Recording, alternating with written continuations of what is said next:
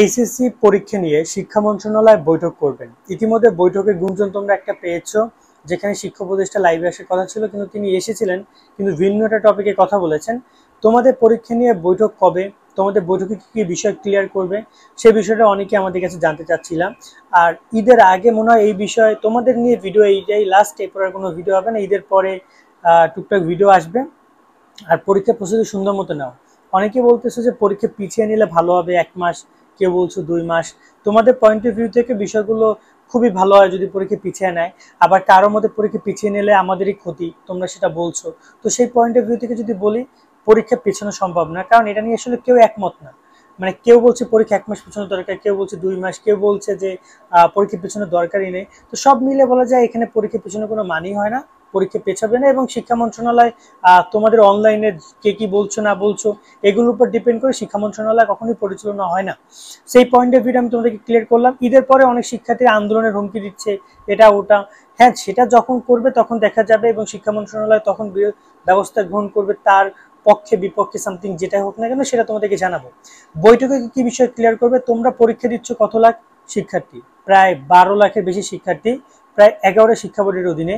এই পরীক্ষা নিয়ে আনুষঙ্গিক যত কার্যক্রম রয়েছে, হ্যাঁ ঠিকই শুনতে পাচ্ছ, তোমাদের পরীক্ষারও আনুষঙ্গিক কার্যক্রম এখনো বাকি আছে। এবং পরীক্ষার বেশ কিছু নীতিমালা, পরীক্ষার কেন্দ্রের বিভিন্ন সার্বিক কার্যক্রম, আইন শৃঙ্খলা রক্ষাকারী বাহিনী থেকে শুরু করে যাবতীয় আরো অনেক নীতি নির্ধারক বিষয়গুলো রয়েছে, যেগুলো নিয়ে শিক্ষা উপদেষ্টা ক্লিয়ার করবেন সাংবাদিকদেরকে। কিছু বিষয় মেসেজও দিবেন শিক্ষার্থীদের উদ্দেশ্যে, বা কেন্দ্র পরিচালনা যারা করছে, যারা পরীক্ষা নেবে তাদের উদ্দেশ্যে।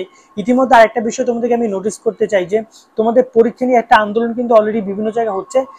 এইচএসসি 2025 ব্যাচের শিক্ষার্থীরা বাংলা ইংরেজি আইসিটি নিয়ে তোমরা জানি অনেকেই দুশ্চিন্তা করছো। চলে এসেছে নাইট পাবলিকেশনের তোমার এই 3টা বই, বাংলা A+, ইংরেজিতে A+, আইসিটি ম্যাজিক। 3টা বই দারুণ। বাংলা A+, বাংলার প্রথম দ্বিতীয় পত্রের জন্য বেস্ট তোমার সলিউশন হতে পারে, এবং কিউআর কোড স্ক্যান করলে ভিডিও ক্লাসগুলো ইউটিউবে দেখতে পারবা। ইংরেজিতে A+, ইংরেজির যে প্লাস, ইংরেজি ফার্স্ট পেপার সেকেন্ড পেপার, অনুবাদ থেকে শুরু করে শর্টকাট যত টেকনিক আছে সব কিছু তুমি এই বইতে পেয়ে যাবা। তার সাথে রয়েছে আইসিটি ম্যাজিক, এমসিকিউ, বিগত সালের প্রশ্ন, সিকিউগুলো টপিক ভিত্তিক অনেক সুন্দর করে লেখা আছে। তো তোমরা এই 3টা বই কিনতে পারবে night24.com থেকে। আর নিচে আমরা তাদের নাম্বার দিয়ে রাখছি, সেখানে কল করো বা হোয়াটসঅ্যাপে মেসেজ করো, তোমরা অর্ডার করতে পারবা। সেটা হচ্ছে কেন্দ্র পরিবর্তন। কেন্দ্র পরিবর্তন করার কারণে শিক্ষার্থীরা বলছে যে কেন্দ্র পরিবর্তন কেন করা হয়েছে, আবার অনেক জায়গায় কেন্দ্রই নাই, কেন্দ্র একটু দূরে পড়ে গেছে। সব মিলে এটা ওই কেন্দ্র নিয়ে একটা অসন্তুষ্টি শিক্ষার্থীদের মাঝে দেখা গিয়েছে। বাট এক্ষেত্রে শিক্ষা বোর্ড কিন্তু স্রেফ জানিয়ে দিয়েছে কেন্দ্র পরিবর্তন আর হবে না, যে লিস্ট প্রকাশ করেছে সেটাই হবে। কারণ যেসব সকল পরীক্ষা কেন্দ্রে নকল হইতো, প্রশ্ন ফাঁস হইতো, ওইগুলো কেন্দ্রগুলো বাতিল করে তারা নতুন করে কেন্দ্র প্রকাশ করেছে, এবং সেই অনুযায়ী পরীক্ষা তারা নিবে।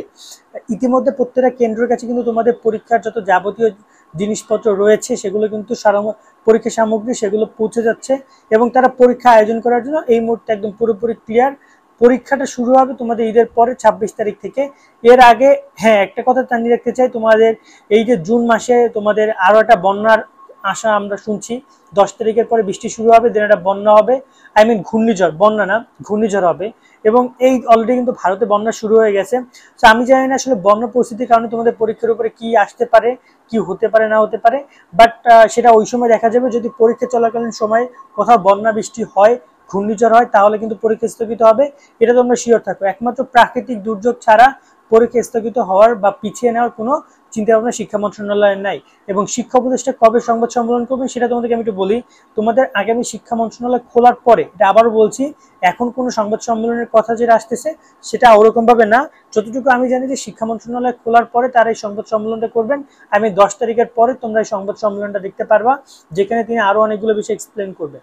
আপাতত কোরবানির গোস্ত খাও, গরু মানে কোরবানি দাও, গোস্ত খাও, কিন্তু পড়ালেখাটা মাথার মধ্যে রাখবা, পড়াশোনা করবো। ইতিমধ্যে তোমাদের গাইডলাইন ভিডিওগুলো পাবলিশ করাতে, সেগুলো দেখো, পড়াশোনা করো। কেমন? আজকের মতো ভিডিও আমরা এখানে শেষ করছি। সকলে অনেক অনেক ভালো থাকবা। আল্লাহ হাফেজ।